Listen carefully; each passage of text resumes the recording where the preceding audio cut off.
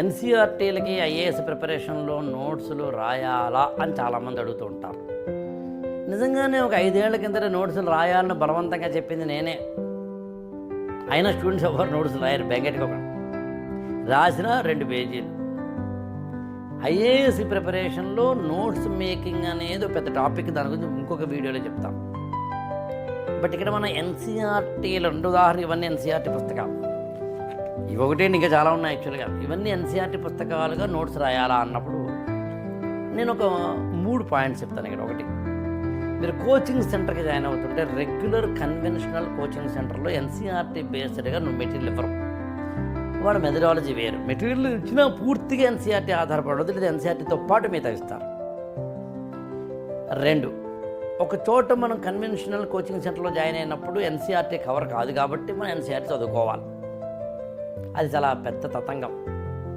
అందుకు నేను ఒక చిన్న చిట్కా చెప్తాను మీకు.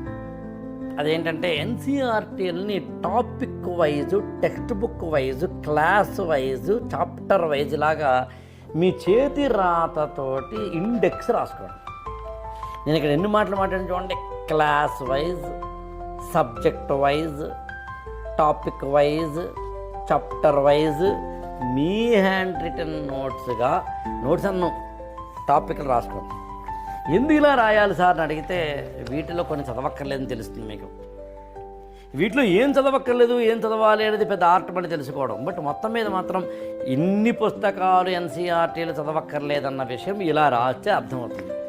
ఆ చదవక్కర్లేని వాటిని కొట్టేయండి. మీకు డౌట్ రావచ్చు, ఏం చదవక్కర్లేదు ఎలా తెలుస్తుంది సార్ నాకు? పెద్ద కంగారేం పడకండి. 8897826108కి ఫోన్ చేయండి. నా అపాయింట్మెంట్ ఇస్తాను. Of course conditions apply. అప్పుడు ఎన్సీఆర్టీలకు సంబంధించిన ఇప్పుడు నేను చెప్పిన చిట్కాని చెప్పే ప్రయత్నం చేస్తాను. జూన్ 1, 2025 నా పుట్టినరోజు.